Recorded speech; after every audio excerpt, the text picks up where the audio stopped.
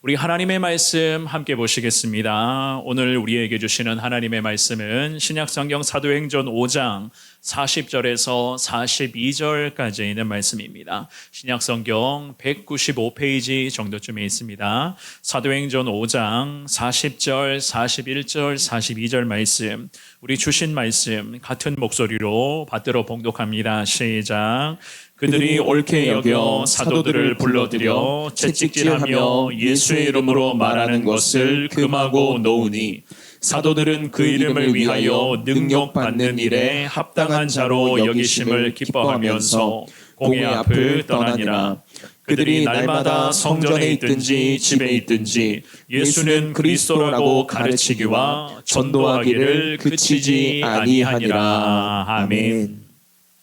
오늘 주시는 이 귀한 말씀을 통하여서 복음 전하기 참 어려운 시대, 힘든 시대에 우리가 살아가고 있지만 그럼에도 하나님의 능력 가운데 늘 예수 그리스도의 복음을 전하며 항상 승리케 하여 주옵소서. 이러한 마음으로 주시는 말씀에 오늘도 아멘으로 순종할 수 있는 여러분 모두가 될 수 있기를 우리 주님의 이름으로 축원합니다. 지난 2월이었습니다.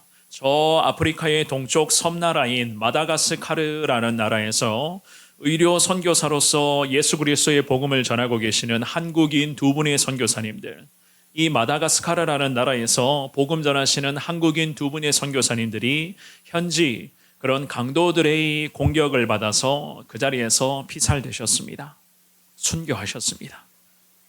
선교사님 두 분 중에서 고 김창렬 선교사님은요, 은퇴하신 후에 이제는 남은 인생을 선교지에서 예수 그리스도의 복음을 전하고자 하는 그러한 결단과 다짐을 통하여 그 마다가스카르라는 나라로 가셨고 그곳에서 그리스도의 복음을 전하시다가 결국에는 이러한 변을 당하셨고, 또 한 분은 김 선교사님의 사위분이신데요, 장인을 돕기 위하여 얼마 전에 선교지에 그분은 합류를 하셨다고 합니다.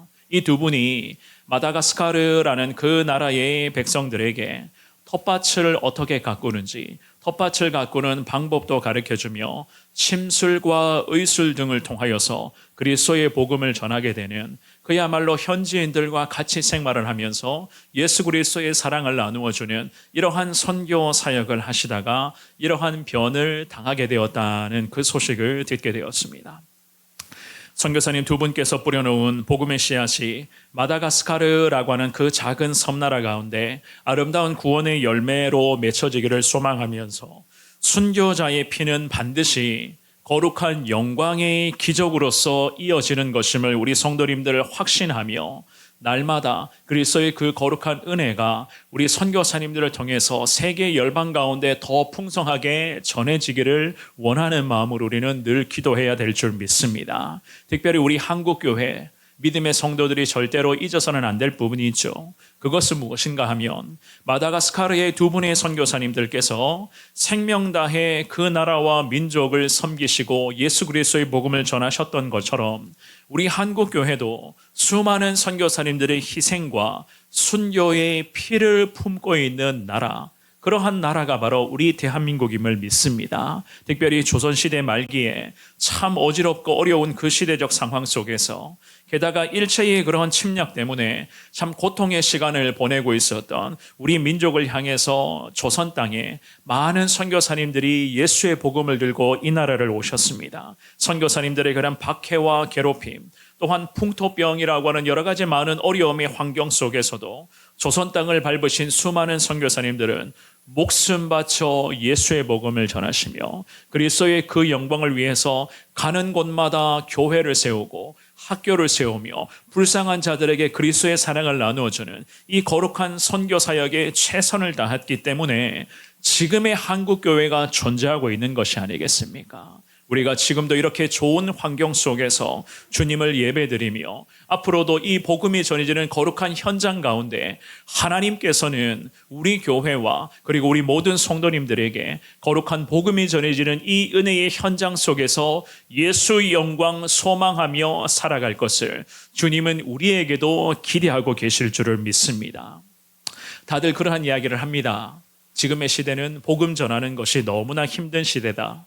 전도하는 것이 너무나 어려운 시대다라는 그런 이야기를 하고 있습니다마는, 그럼에도 복음이 전해지기 힘든 어려운 시대에 성령께서는 늘 우리 믿음의 사람들을 붙들어 주실 것이고, 항상 예수 복음 전하며 예수 사랑 나누며 살아가기를 소망하고 순종하는 우리 성원교회와 우리 모든 성도님들의 삶을 성령은 책임져 주실 것이고, 늘 승리의 영광 가운데 우리를 인도하여 주실 것을 믿습니다. 그러므로 거침없이 담대하게 예수님 안에서 하나가 되어서 그리스도의 복음을 전하는 데에 더 힘을 낼 수 있는 오늘 2부 예배에 나오신 우리 여러분 모두가 될 수 있기를 한 번 더 주님의 이름으로 축원합니다.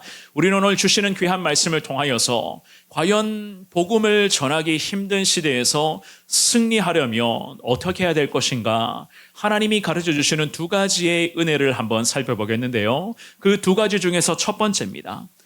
고난을 감당할 수 있는 힘을 우리가 갖추셔야 돼요. 고난과 박해를 감당해낼 수 있는 신앙의 힘, 영적인 능력을 우리가 갖추셔야만 합니다.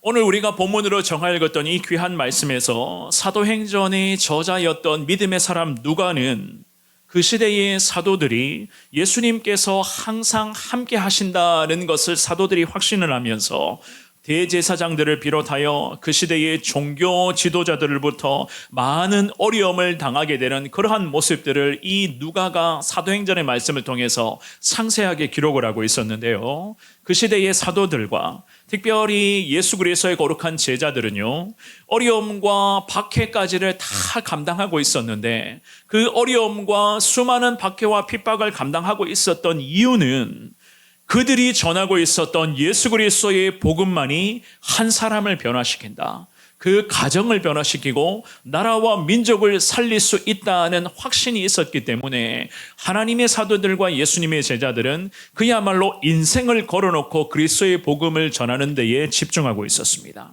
그런데 복음을 전하는 이 많은 과정 속에서 끊임없이 마주하고 있었던 어려움과 박해가 있었으니, 비단 오늘 본문에서뿐만이 아니었습니다. 어려움과 박해와 핍박과 고난은요, 구약 성경에서부터도 마찬가지예요. 하나님의 선지자들과 주님의 시대적인 사명자들에게도 하나님의 영광이 머무는 기적 같은 현장에는 얼마나 많은 어려움과 박해가 있었겠습니까? 또한 우리 예수님 시대, 지금의 신약 시대도 역시나 마찬가지죠. 예수님의 복음이 전해지는 이 은혜의 현장에서는 늘 인간적인 괴롭힘들이 이어지고 있고, 게다가 오늘 이 본문에서도 우리가 다루겠지만은 그 시대의 종교 지도자들이나 그 시대를 주름잡고 있었던 기득권층들은 결코 예수님의 복음이 확산되는 것을 원하지도 않았고, 복음이 전해지는 것을 저들은 가만히 내버려 두지를 않았던 것이었습니다. 그런데 우리가 잘 아시는 것처럼 예수님 복음 전파는요, 중단되는 순간이 단 한 번도 없었어요. 예수님의 복음의 물결은 계속해서 지금까지 확장되고 있습니다. 시대마다 하나님께서는 준비된 선지자들과 제사장들과 그 시대를 대표하는 믿음의 사명자들을 통하여서 하나님은 예수님의 복음이 확산되도록 함께하여 주셨고, 물론 지금의 시대도 마찬가지입니다. 우리 성도님들, 우리 교회뿐만이 아니라 한국교회의 믿음으로 기도하며 예수의 복음을 사모하는 수많은 하나님의 나라 백성들을 통하여서 하나님께서는 지금의 이 민족과 나라를 향해, 그리고 세계 열방을 향해 수많은 선교사님들을 통하여서 예수 그리스도의 복음이 계속 확장될 수 있도록 성령을 통해서 지금도 역사하고 계시는 줄 우리는 믿습니다. 오늘 이 본문에서도 마찬가지예요. 오늘 이 본문을 살펴보면은요, 성전을 중심으로, 그 시대의 예루살렘 성전을 중심으로 이미 기득권을 거머쥐고 있었던 무리가 있었는데요. 그 무리를 일컬어서 오늘 성경은 사두개파, 사두개인 당파라고 그렇게 말씀을 합니다. 오늘 본문의 사도행전 5장의 17절과 18절을 먼저 읽어볼까요? 우리 두 구절의 말씀을 읽어봅니다. 시작.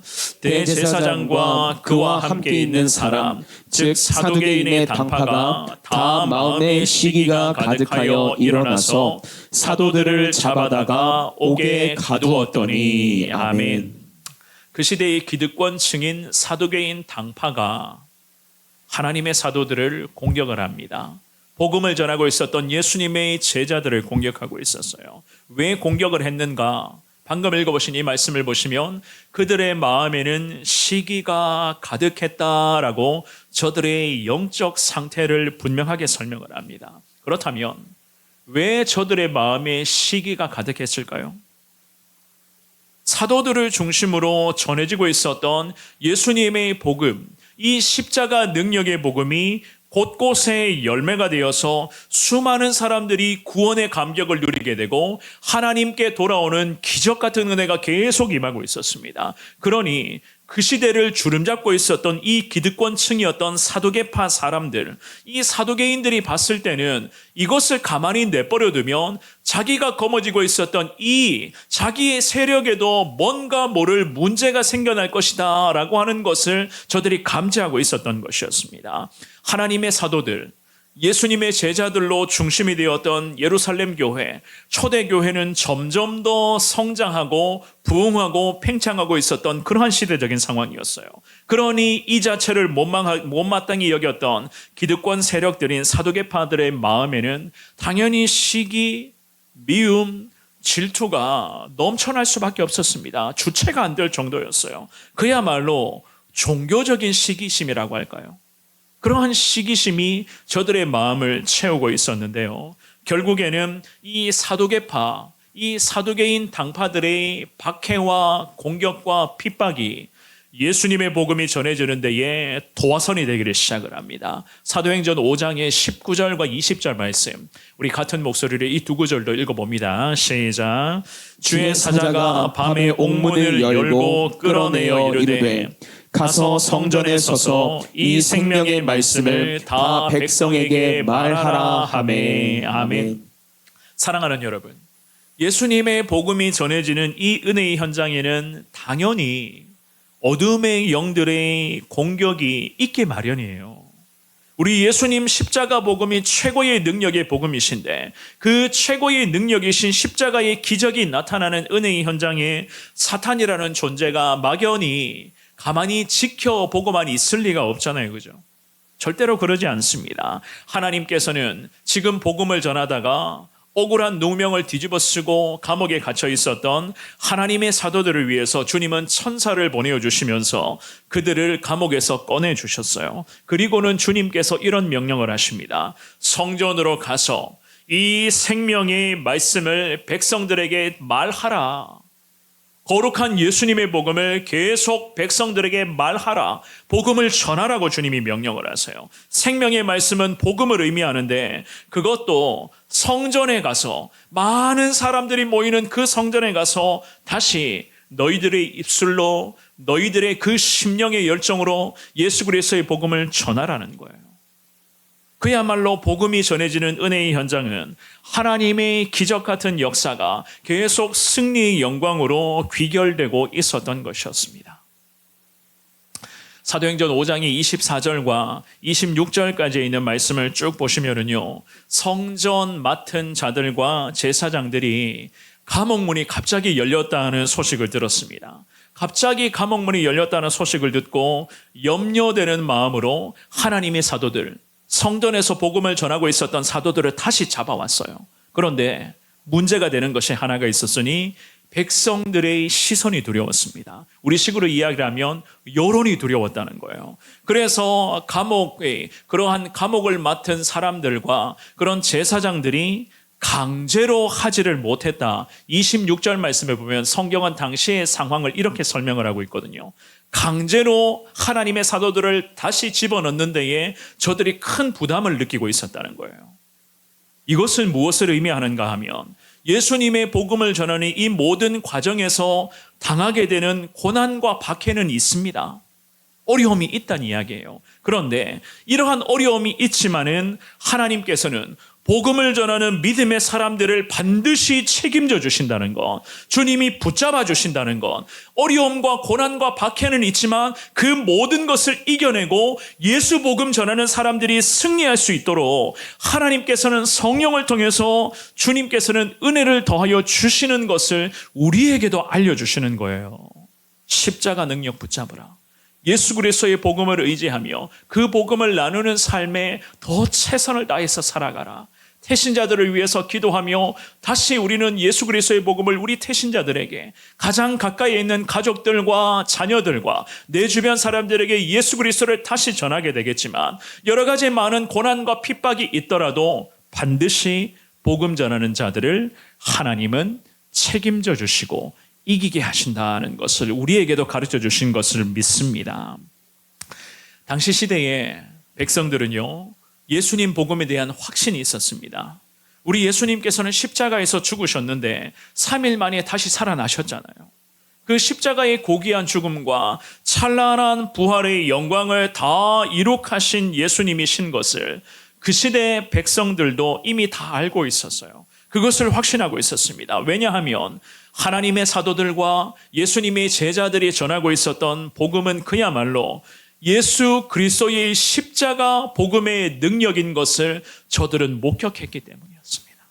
그래서 복음이 전해지는 이 은혜의 현장에서 제사장들과 성전 맡은 자들이 하나님의 사도들을 다시 붙잡아서 감옥에 가두려고 했었지만은 백성들의 시선이 두려워서 주저하고 있었던 그러한 상황이었습니다. 사랑하는 여러분, 오늘 우리가 읽었던 이 본문의 말씀에서 제자들과 사도들은 복음을 전한다는 것 자체가 사실 어떻게 보면 참 힘겨웠어요. 여러 가지 그런 부담감도 있었습니다. 언제 잡혀갈지 모르는, 그야말로 내일이 어떻게 될지 모르는, 내일을 예측할 수 없는 그런 혼란의 시대 가운데 저들이 하루하루 내일 일은 난 몰라요. 그럼에도 성령이 나와 함께 하심을 믿습니다. 불과 같은 성령의 역사를 의지하며 내일이 어떻게 될지를 모르겠지만 오늘 주어진 이 하루의 삶에 사도들과 예수님의 제자들은 최선을 다하며 그리스도의 복음을 전하는 것에 더 집중하고 있었던 것이었습니다. 저들이 왜 이렇게까지 할 수 있었는가? 왜 이렇게까지 목숨까지 걸어놓고 인생을 걸어놓고 예수의 복음을 전하고 있었는가? 오늘 본문의 사도행전 5장 32절 말씀에 보면 성경은 이렇게 말씀을 합니다. 우리 같은 목소리로 이 말씀 읽어봅니다. 시작.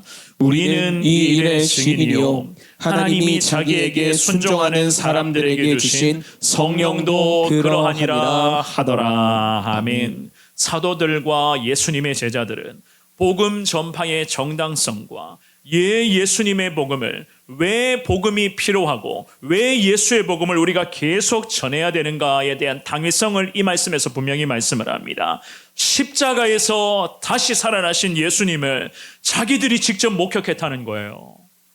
말씀대로 십자가에 죽으셨다가 말씀대로 다시 살아나신 예수님을 우리가 목격했다는 것을 밝히면서 앞으로도 예수의 복음, 십자가의 그 예수님을 우리는 전할 수밖에 없다는 것을 분명하게 말씀을 합니다. 왜냐하면요, 증인이잖아요. 십자가에서 살아나신 예수님을 목격한 증인들 아닙니까? 증인들이 목격한 것을 증거하지 않는다면 더 이상 증인을 증인이라고 이야기할 수 없는 것 아니겠습니까? 그리고 그들이 직접 목격하고 체험했었던 그 복음에 대한 진리, 그 진리를 회피하거나 복음 전하는 것 자체를, 시대적인 상황 때문에 복음 전하는 것 자체를 눈치 보고 주저했다면 과연 하나님의 거룩한 복음의 영광이 세상 권위 앞에 굴복하고 말 것이기 때문에 예수님의 제자들과 하나님의 사도들은 거침없이 목숨 걸어놓고 그야말로 순교자적인 각오와 신앙의 정신으로 예수 그리스도의 복음을 전하는 데에 전심전력하고 있었던 것이었습니다. 오늘 2부 예배 나오신 사랑하는 여러분, 복음이 전해지는 곳, 특별히 하나님의 영광이 나타나는 은혜의 현장은요, 기억하십시오. 고난과 박해와 핍박과 무시, 멸시, 천대시 받는 것 다 따라오기 마련이에요. 어둠의 권세, 지금도 어떻습니까? 그 어둠의 권세는 공중 권세 잡은 척하면서 수많은 불쌍한 영혼들을 계속 죽음의 협곡으로 몰고 갑니다. 이 세상 가운데 세상에 돌아가는 모습 한번 보십시오. 얼마나 기가 막힌 일들이 자행되고 있습니까? 죄악이 관영하다. 세상은 죄악이 퍼져나가기를 시작을 하는데 그러한 죄악의 흐름을 보면은 참 우리는 때로는 기가 찰 노릇 아니겠습니까? 그래서 사도 바울이 에베소서 2장 말씀에서 이런 말씀으로 우리에게 경각심을 줍니다. 에베소서 2장 1절과 2절 말씀, 우리 두 구절을 같은 목소리로 읽어봅니다. 시작. 그는 허물과 죄로 죽었던 너희를 살리셨도다.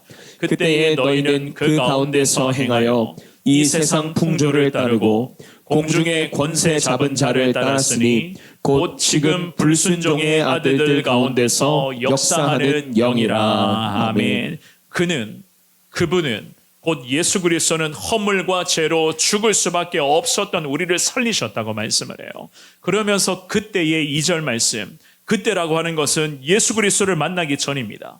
예수 그리스도의 구원의 은혜를 경험하기 이전에는 우리가 어떻게 살았는가? 성경은 말씀을 합니다. 세상 풍조를 따라갔고 공중 권세 잡은 자들을 따라갔고 불순종의 아들들 가운데 역사하는 어둠의 영을 너희가 따르지 않았느냐? 그렇지만 예수께서 우리를 선택하여 주시고 허물과 죄로 죽을 수밖에 없는 우리를 주님이 살리셨다고 말씀을 해요. 이 아들 예수 그리스도를 이제는 우리가 전해야 된다고 말씀을 하는 것입니다. 예수님을 전하면 전할수록, 예수님을 향해 우리가 더 가까이 가면 갈수록 어둠의 영들 절대로 하나님의 사람들을 가만히 내버려 두지는 않습니다.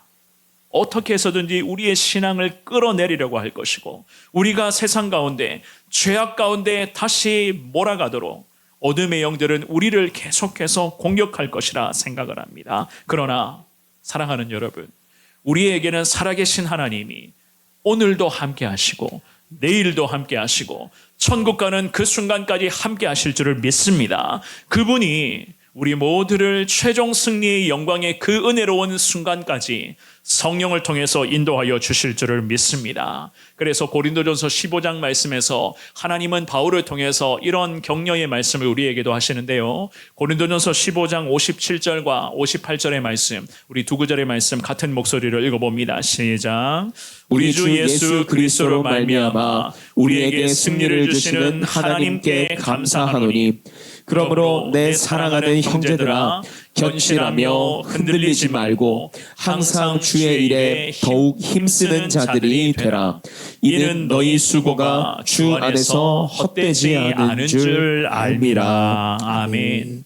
승리를 주시는 하나님이신 것을 우리 성도님들 확신하시며 감사로 순종으로 무장할 수 있기를 축원합니다. 특별히 흔들리지 마시고 바울의 권면대로 항상 주님의 일, 특별히 예수 그리스도의 복음을 전하시며 예수님의 사랑을 나누며 예수님의 사랑으로 보듬어주며 예수 그리스도의 사랑으로 안아주는 이러한 삶을 살아가는 데에 더 힘을 내시기를 바랍니다. 하나님은 우리에게 너희의 수고가 하나님 안에서 결코 헛되지 않는다. 주님은 분명히 우리의 삶을 축복하신다 말씀하십니다. 이러한 귀한 말씀을 기억하시면서 복음 전하기에 너무나도 힘든 시대이지만 그럼에도 복음을 위해서라면 고난과 박해 감당할 수 있는 은혜를 허락하여 주옵소서. 성령님 나와 함께하여 주옵소서. 이 신앙의 고백으로 늘 예수 그리스도의 그 사랑을 나누며 실천하시는 우리 성원의 모든 성도님들 되시기를 주님의 이름으로 축원합니다. 두 번째입니다. 복음 전하기 힘든 시대에 승리하기 위해서는요, 기쁨과 감사가 우리의 삶이 되어야 돼요. 내 삶에는 항상 기쁨과 감사가 늘 충만히 이어져야 할 줄 믿습니다.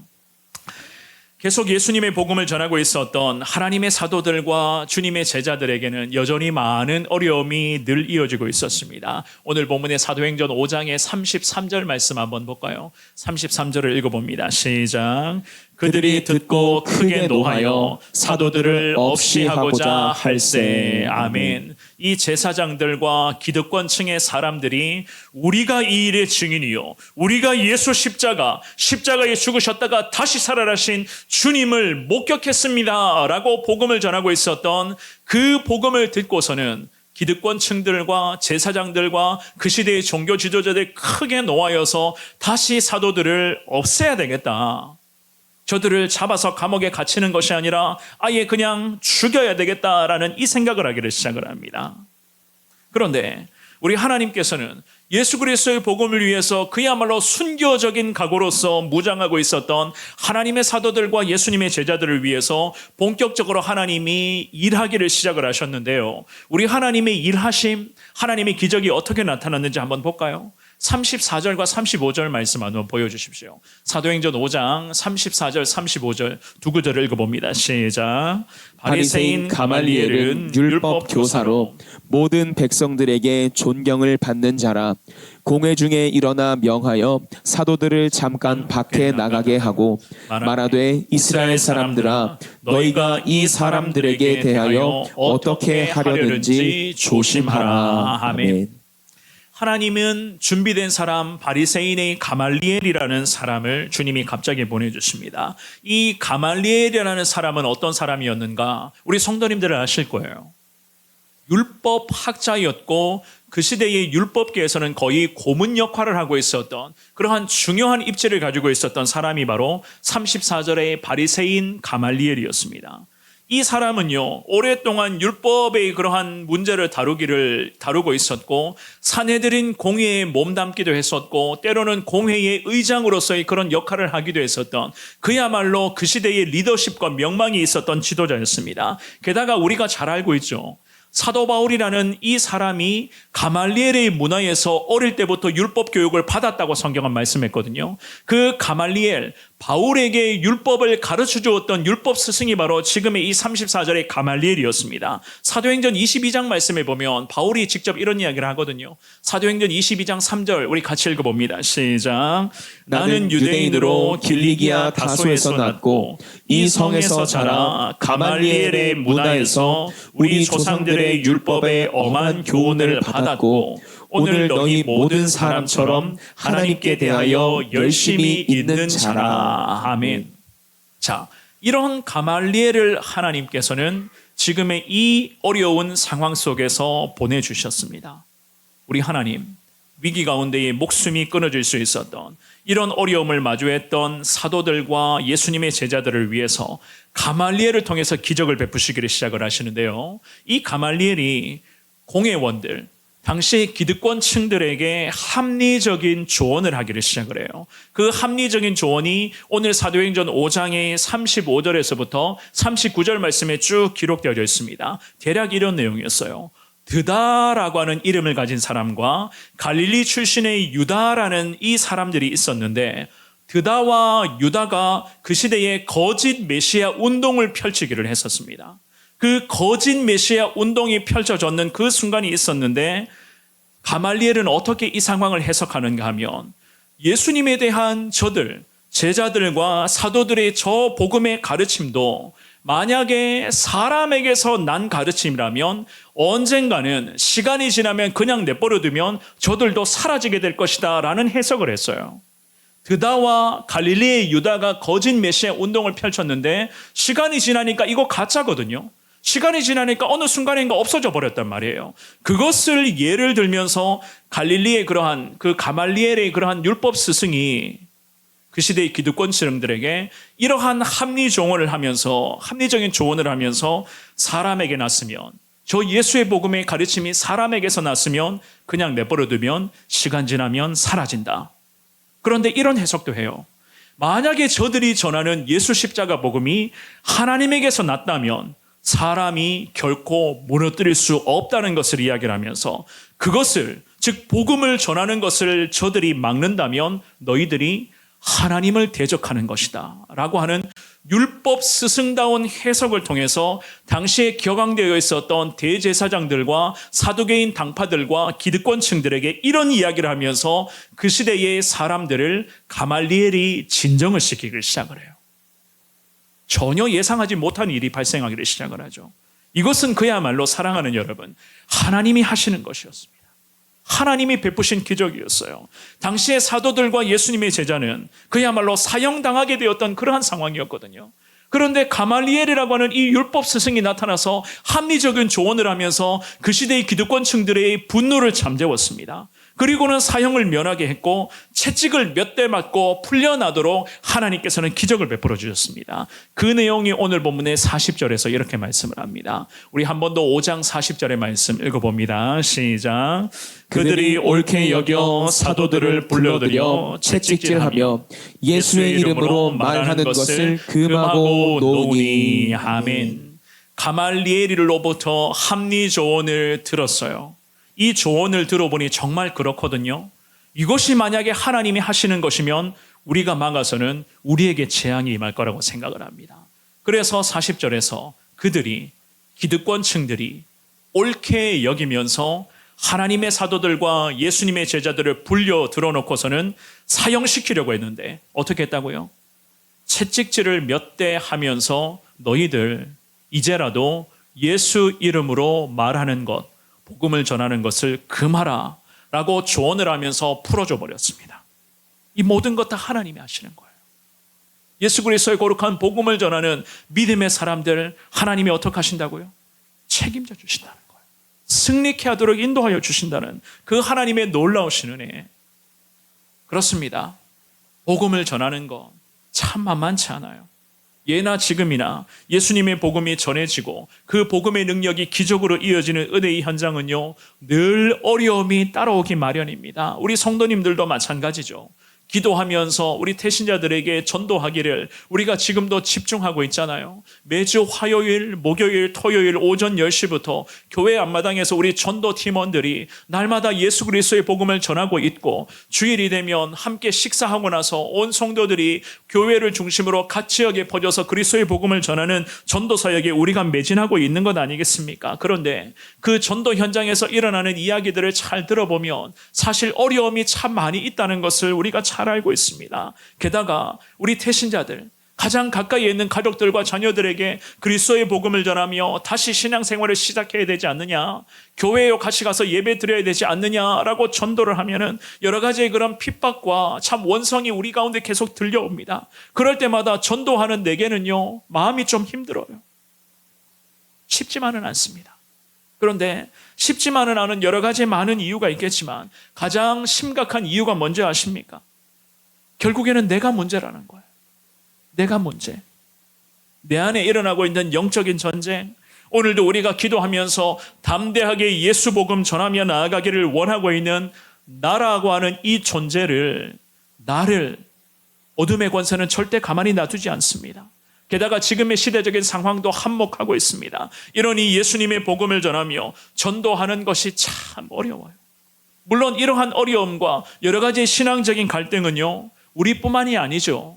바울이라고 하는 이 위대한 사도 역시나 마찬가지였습니다. 이 바울도 평생을 그리스도의 복음을 전하며 살았지만 예수님의 복음을 전하는 데에 많은 어려움과 고통과 박해와 핍박을 늘 마주하고 있었습니다. 그러면서도 바울은 날마다 하나님 앞에 기도하며 내가 예수의 복음을 전하며 살아가야 할 하나님의 사명자인 것을 늘 재정립합니다. 기도의 자리에서 하나님의 은혜를 구했습니다. 고린도전서 9장 16절 말씀에 바울이 이런 고백을 하잖아요. 우리 같은 목소리로 이 말씀 읽어봅니다. 시작.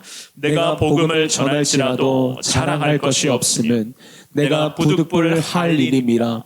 만일 복음을 전하지 아니하면 내게 화가 있을 것이로다. 아멘.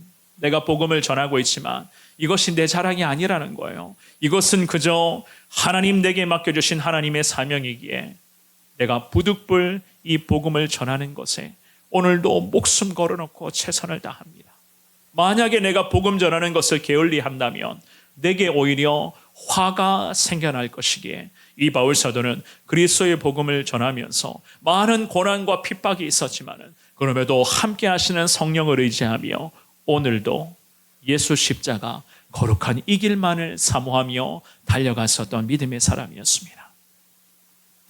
오늘 본문으로 돌아옵니다. 사도행전 5장의 41절의 말씀에 보면은요, 성경은 이렇게 말씀을 합니다. 우리 41절 읽어봅니다. 시작.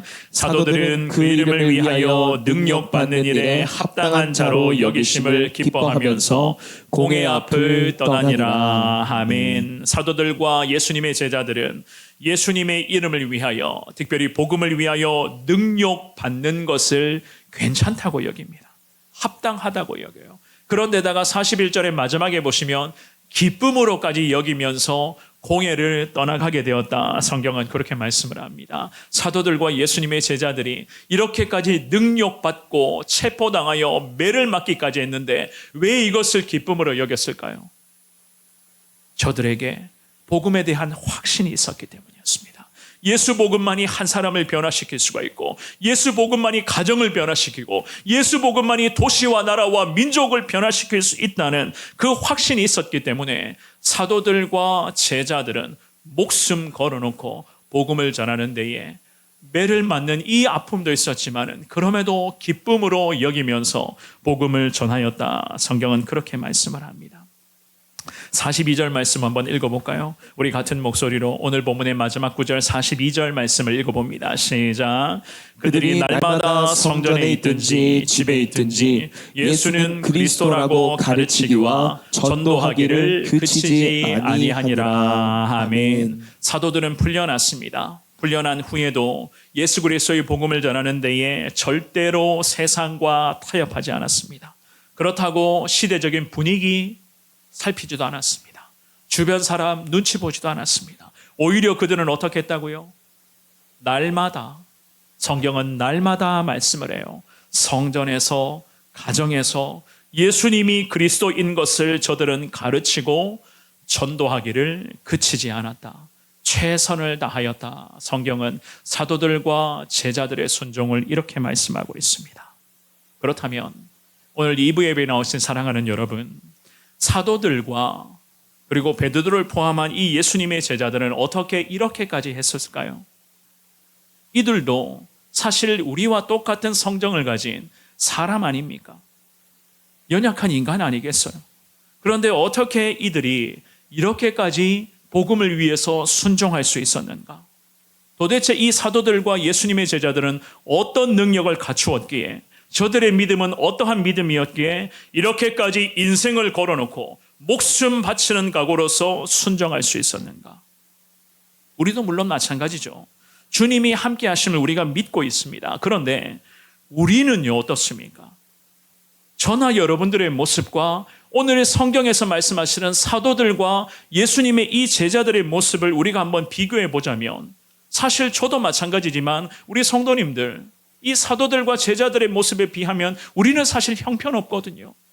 우리 참 부끄러움이 많다는 거예요. 그런데 도대체 오늘 성경에서 말씀하시는 사도들과 제자들은 어떻게 이렇게까지 매를 맞으면서도 복음 전하는 것을 기쁘게 여길 수가 있었는가?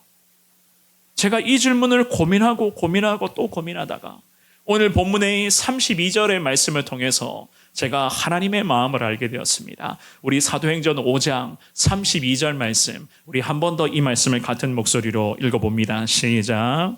우리는 이 일의 증인이요 하나님이 자기에게 순종하는 사람들에게 주신 성령도 그러하니라 하더라. 아멘. 바로 이 말씀이 질문의 핵심이 되는 거예요. 사도들과 제자들에게는 늘 큰 기쁨이 있었습니다. 놀라운 기쁨과 하나님을 향한 감사를 기반으로 날마다 성전에서 그리고 가정에서 예수가 그리스도인 것을 가르치고 전했어요. 어떻게 이렇게까지 목숨 걸어놓고 인생을 걸어놓고 이러한 거룩한 하나님의 전도 사역에 순종할 수가 있었는가에 대한 답이 바로 방금 보신 32절의 말씀입니다. 이 32절을 잘 보시면은요, 우리가 이 일의 증인이라고 이야기를 하면서 이런 고백을 해요. 하나님이 자기에게 순종하는 사람들에게 주신 성령이라고 그렇게 말씀을 하거든요. 무슨 말인지 아시겠습니까?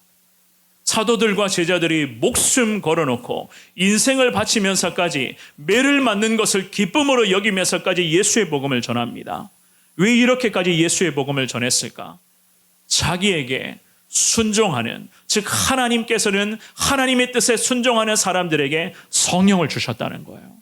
그들 안에 함께 있는 성령이 예수의 복음을 전하는 데 있어서 기쁨과 감사로 복음을 전하도록 목숨 걸어놓고 인생을 걸어놓고 매를 맞고 감옥에 갇히는 이 어려움이 있지만 그럼에도 그들 안에는 성령이 함께하여 주셨고, 그 성령이 매를 맞고 감옥에 갇히는 이 어려운 상황 속에서도 함께 하시는 성령이 기쁨과 감사로서 복음을 전할 수 있게끔 성령께서는 이 믿음의 사람들의 인생을 지배하셨고, 성령의 능력 가운데 저들이 순종으로 나아갈 수 있도록 함께하여 주셨다.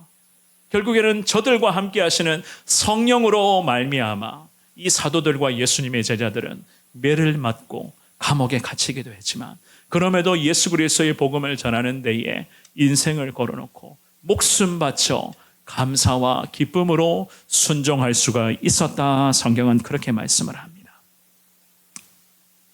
사도들과 제자들에게는 함께 하시는 성령, 그 성령이 복음의 능력으로 전할 수 있도록 기쁨과 감사로서 나아갈 수 있도록 날마다 가정에서나 성전에서나 우리 예수님이 그리스도인 것을, 우리 예수님의 복음으로만이 사람이 살아나고 한 영혼이 변화되고 가정이 변화되고 나라와 민족이 살아나는 것을 저들은 인생을 걸어놓고 전하며 선포하며 믿음으로 나아갈 수가 있었던 것이었습니다.